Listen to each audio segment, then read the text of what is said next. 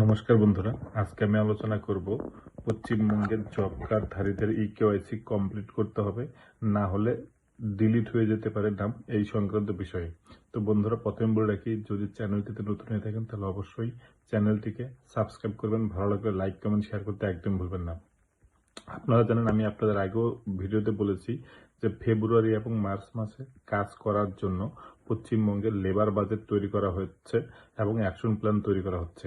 সেই অনুসারে স্পেশাল গ্রাম সভাও অ্যারেঞ্জ করতে বলা হয়েছিল প্রত্যেকটা গ্রাম পঞ্চায়েতকে। সেই অনুসারে অনেক জিপি কিন্তু গ্রাম পঞ্চায়েতে স্পেশাল গ্রাম সভা করেছেন, অ্যাকশন প্ল্যান তৈরি করেছেন এবং লেবার বাজেটও তৈরি হয়ে গিয়েছে।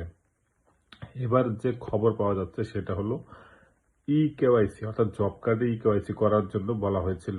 100% জব কার্ডে কেওয়াইসি করার জন্য বলা হয়েছিল। এখনো দেখা যাচ্ছে যে প্রত্যেকটা গ্রাম পঞ্চায়েতে বেশ কিছু জব কার্ড এখনো কেওয়াইসি করা হয়নি।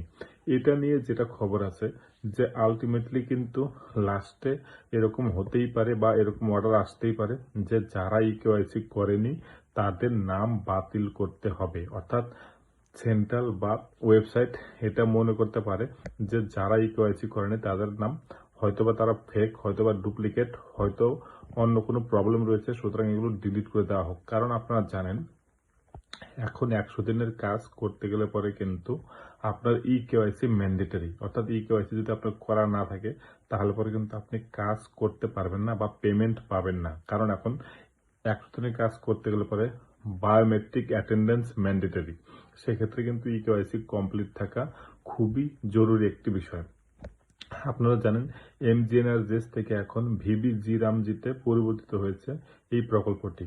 6 মাসের মধ্যে প্রত্যেকটা স্টেটকে কিন্তু এই যে চেঞ্জেস সেটা কিন্তু মেনে কাজকর্ম করতে হবে। আপনারা জানেন, বাজেটও অলরেডি বরাদ্দ হয়ে গিয়েছে। তো প্রচুর টাকা বাজেট বরাদ্দ হয়েছে ভিবি রামজির জন্য। 30,000 কোটি টাকার মতন বরাদ্দ হয়েছে এমজি এনআরজিএস এর জন্য। যেহেতু অনেক টাকা পেন্ডিং রয়েছে এমজি এনআরজিএস এতে, সেজন্য এমজিএনএলজেস এর জন্য কিছু বাজেট বরাদ্দ হয়েছে। পশ্চিমবঙ্গের ক্ষেত্রেও যেহেতু পেমেন্ট পেন্ডিং রয়েছে, সেখানেও একটি আশার আলো রয়েছে যে নতুন ফিনান্সিয়াল ইয়ারে হয়তোবা 100 দিনের কাজের যে পেন্ডিং টাকা সেটা দেওয়া হবে, সেজন্য বাজেটেও বরাদ্দ হয়েছে। এবার সেরকম হতে পারে যে ফেব্রুয়ারি মাস, অর্থাৎ এখন যেহেতু ফেব্রুয়ারি মাস চলছে অলরেডি, তো এই মাসেও কিন্তু টাকা দিয়ে দেওয়ার সম্ভাবনা রয়েছে। কারণ এখন 25-26 ফিনান্সিয়াল ইয়ার, এই ইয়ারের যে পেন্ডিং সেটা হয়ে গেলে পরে লাস্টে পরে আবার এপ্রিল 1 তারিখ থেকে 2026-27-এর ফিনান্সিয়াল ইয়ার, তখন হয়তো নতুনভাবে নতুন কাজকর্ম শুরু হবে। আপনারা জানেন, সুপ্রিম কোর্ট এবং কলকাতা হাইকোর্ট অলরেডি বলে দিয়েছে যে কেন্দ্র চাইলে যে কোনো প্রকার শর্ত আরোপ করতে পারে রাজ্য সরকারের স্কিমের উপরে। অর্থাৎ পশ্চিমবঙ্গে 100 দিনের কাজ চলতে গেলে পরে যে কোনো প্রকার মানে কন্ডিশন অ্যাপ্লাই করতে পারে কেন্দ্র সরকার, সরি। তো সেই ক্ষেত্রে আপনাদের বলে রাখি, অলরেডি কিন্তু প্রচুর শর্ত আরোপ করেছে। যেরকম 10টির বেশি স্কিম একবারে অনগোয়িং চলবে না। 60-40 রেশিও মেনটেন করতে হবে, অর্থাৎ 40% খরচ রাজ্য সরকারকে দিতে হবে, 60% সেন্ট্রাল বহন করবে। তাছাড়া এএমসি অর্থাৎ অ্যানুয়াল মাস্টার সার্কুলার অনুসারে সমস্ত কাজকর্ম করতে হবে। কিছু ল্যান্ড ডেভেলপমেন্টের কাজ করা যাবে না, ক্যানেল রিপেয়ারিং, পুকুর রিপেয়ারিং, এই সমস্ত কাজ কিন্তু এখন আর করা যাবে না।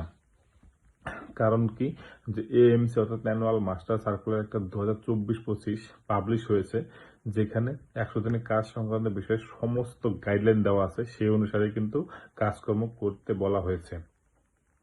আর আপনাদের বলি, এখন যেহেতু জানেন আপনারা 100 দিনের কাজ কিন্তু আর নেই, সেটা কিন্তু এখন 125 দিনের কাজ হয়েছে। তো বাজেটও কিন্তু সেই হিসেবে অনেক বরাদ্দ হবে। যদি কেউ 100 দিনের কাজের পরিবর্তে 125 দিন কাজ পায়, সত্যি সে প্রচুর টাকা পাবে।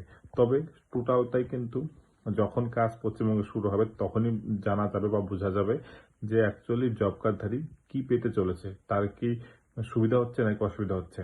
কারণ এখন এই ভিবিজি রামজির উদ্দেশ্য ট্রান্সপারেন্সি বজায় রাখা, অর্থাৎ দুর্নীতিমুক্ত একটি কাজকর্ম বা অ্যাসেট তৈরি করার দিকে ফোকাস করা। অলরেডি একটা ক্যাপশনও চলছে যে নো অ্যাসেট নো ওয়ার্ক। তো সেই অনুসারেই কাজ হবে এবং বলা হচ্ছে যে সব দিক থেকে দুর্নীতি মুক্ত হবে। তো এবার কাজকর্ম শুরু হলে পরে সেটা বোঝা যাবে যে কতটা কি ফিল্ডে অ্যাসেট তৈরি করা যাচ্ছে এবং কাজকর্ম হচ্ছে। আপনাদের আমি যেটা বলবো সেটা হলো আপনারা অবশ্যই ইকেওয়াইসি কমপ্লিট করে নিন যদি কেউ কমপ্লিট করে না থাকেন।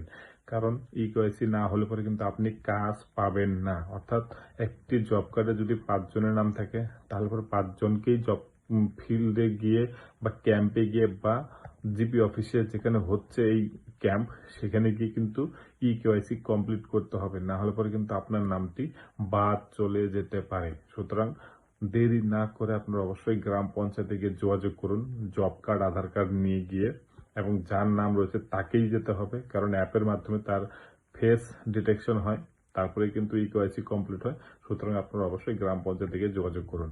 ধন্যবাদ বন্ধুরা। আরেকবার বলে রাখি, অবশ্যই চ্যানেলটিকে সাবস্ক্রাইব করতে ভুলবেন না। ধন্যবাদ।